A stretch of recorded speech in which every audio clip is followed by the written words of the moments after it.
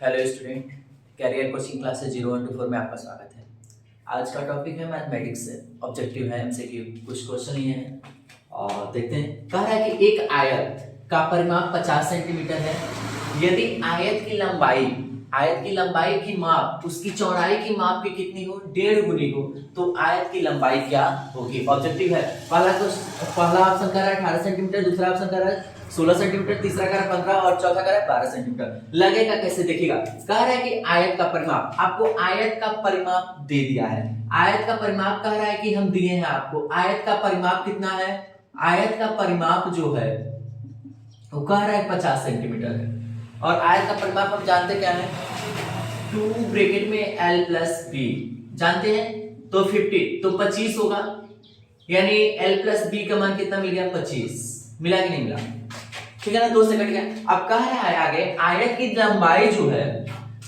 लंबाई जो है उसकी चौड़ाई की माप की 1.5 गुनी है। यानी माना लेट यल इक्वल टू कितना है? यल नहीं बी मानिए। क्यों? क्योंकि कह रहे लंबाई की जो माप है उसकी चौड़ाई की 1.5 गुनी है। यानी हम चौड़ाई को मानना पड़ेगा, तो हम ब्रीथ मान लिए यक्स है। चौड़ाई कितना है? यक्स है। अब देखिएगा, अब कह रहा है कि यल जो है, ये लंबाई जो है, कह रहा है कि इसका 1.5 गुना है, तो यानी 3/2 यक्स लिख सकते हैं। कोई दिक्कत? अब आगे कह रहा है कि आपको परिमाप दे दिए हैं 50। अब फार्मूला होता क्या है? l प्लस बी निकला क्या है? l प्लस बी निकल गया है आपका 25। l प्लस बी कितना निकल गया है? 25। तो रखिए, तो अथवा करके रखेंगे l प्लस बी में, तो क्या हो जाएगा? 3/2 x plus x equal to 25 होगा। मल्टीप्लाई कर लीजिए, तो 3x plus 2x equal to नीचे का 2 उसमें जाके मल्टीप्लाई होगा 50x, तो 3 2 5x 50। x का मान निकालेंगे तो 10, x का मान निकालेंगे तो कितना?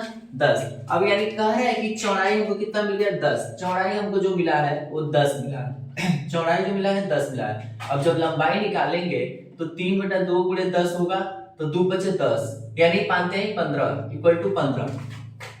तीसरा वाला ऑप्शन सही हो जाएगा। कैसे, एक बार और देखिएगा। आयत का परिमाप का 50 दिए 50, ठीक है ना। अब आयत का परिमाप हम जानते हैं 2 ब्रैकेट में लंबाई प्लस चौड़ाई होता है। लंबाई प्लस चौड़ाई होता है, तो यहाँ 2 से 50 कटेगा 25 बार में, तो लंबाई प्लस चौड़ाई इक्वल टू 25। अब कह रहा है कि आयत की जो लंबाई है चौड़ाई की 1.5 गुनी है, तो हमने चौड़ाई को x मान लिया, और लंबाई जब करेंगे तो 1.5 गुना को 3/2 लिख सकते हो। अरे 1/5, ठीक है ना, तो x। अब कह रहा है कि हाँ, तो कितना हो जाएगा? अथवा इसी को अब इसमें लाकर रख दीजिए, जो हम l plus b equal to 25 निकाले। इसको ना हो तो इक्वेशन नंबर 1 मान लो। इक्वेशन 1 में रखो तो l का मान कितना था?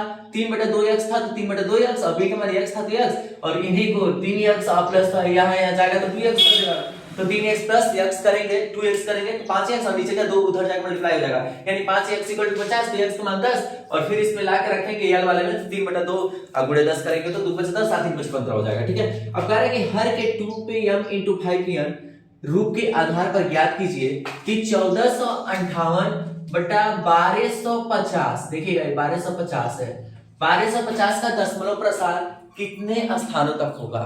कितने स्थानों तक होगा? अब कैसे है, आप समझिएगा। 1458 है, 1458 है, तो 1458 ऐसे रहने दीजिए, ठीक है ना। 1250 को क्या लिख सकते हैं? 1250 में ऐसी कौन सी संख्या से गुणा कर दें?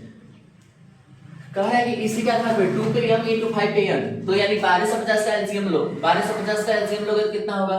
2 से करो, 2 छक्के 12 हो जाएगा, और ये 2 दूनी 4 और 2 5 10, 5 से जाएगा, 5 गुने 5, और ये 5 दूनी 10, फिर 5 से जाएगा 25 5 125, फिर 5 से जाएगा, फिर 5 से जाएगा, ठीक है कि नहीं है? यानी नीचे क्या मिला? 2 गुणे 5 गुणे 5 पे 3 मिल रहा है।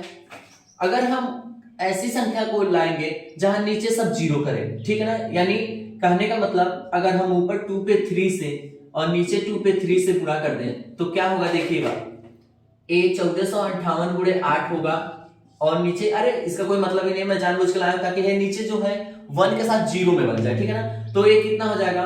करिए, 2 5 10, और 5 का करेंगे तो 125 हो जाएगा, और गुणे 8 कीजिए, तो 1458 8 से मल्टीप्लाई कीजिए तो 8 बटे 64, और 8 बचे 40, और 40 और 6 46, और 8 चौको 32, और 32 4 36, और 8 कने 8 8 3 11 11 66 4। अब नीचे देखिएगा, 10 है तो 10, अब 125 में गुणा कीजिए, 8 5 40, 8 दूनी 16 4 20, 8 8 8 2 10, यानी क्या मिल गया 11 66 4/40। अब कीजिए कितना हो जाएगा, 4 0 दशमलव लग जाएगा 1.1664, यानी 4 अंक बाद लगेगा। दशमलव कितने आ रहे हैं, 4 आ रहे हैं, यानी चौथा विकल्प सही हो जाएगा 4। ठीक है ना, देख रहे हैं ना कैसे आ रहा है। मैंने कहा कि जो भी चीजें दिया नीचे वाले का फैक्टर 2 पे m into 5 पे m के रूप में बनाना था, तो मैंने 2 पे n और 5 पे m के रूप में बना लिया। ठीक है ना, अब मैंने क्या किया, ऊपर नीचे 2 पे 3 से क्या कर दिया, मल्टीप्लाई कर दिया। क्यों, क्योंकि नीचे अगर हमारे ऐसे 0 के रूप में आ जाते तो हम दशमलव आसानी से भाग दे देते, नहीं तो कैलकुलेशन बड़ा हो जाता। ठीक है ना, तो ऐसा किए तो कैलकुलेशन हो गया, और उसके बाद से 4 अंक बाद दशमलव लग जाएगा। तो पूछ रहा था कि कितने अंकों बाद तक 10 स्थानों तक होगा, तो 4 अंकों तक। ठीक है ना, यदि द्विघात 3x² - 12x + m = 0 के मूल बराबर हो तो m का मान ज्ञात कीजिए। ध्यान दीजिएगा, कह रहा है कि 3x² - 12x + m = 0 के मूल बराबर हो, यानी dm को कह रहा है 0, तो d फार्मूला होता है b² - 4ac। अब कह रहा है कि b² - 4ac जो होगा वो 0 हो गया है। ठीक है, तो यहां से मान जब ax² + bx + c = 0 से तुलना करेंगे द्विघात व्यापक समीकरण से, तो a = 3, b = -12 और c = m पाएंगे। तो मान रखिए इसमें b² यानी -12 का स्क्वायर और -4 3 और 5 हो जाएगा। ठीक है, m हो जाएगा, सॉरी। ठीक है ना, i = 0। अब देखिएगा 12 बराबर 144 और माइनस जाते हैं 12m = 0। 12m को उधर भेज दो, 144 = 12m, तो m का मान निकालेंगे तो 12 बराबर 144, m का मान 12 आ जाएगा, यानी चौथा विकल्प सही है। ठीक है, अब देखिए ax² + bx + c = 0 के मूल का योग होगा। आप लोग पढ़े होंगे, ये जहां कहा था मूलों का योग यानी अल्फा प्लस बीटा = -b/a होता है। मूलों का योगफल जो होता है -b/a होता है, ये हमको पता है। ax² + bx + c से तुलना करते हैं तो जो हमारा अल्फा प्लस बीटा का मान आता है, यानी मूलों का योगफल जो आता है -b/a, यानी चौथा विकल्प सही हो जाएगा -b/a। द्विघात समीकरण जिसके मूल 5,4 है होगा इसमें से। देखिएगा, द्विघात समीकरण का अगर मूल देता है तो उसके लिए फार्मूला होता है कि द्विघात का जब मूल दिए हो तो उसके लिए जो समीकरण प्राप्त होता है, उसके लिए समीकरण का सूत्र जो होता है, समीकरण का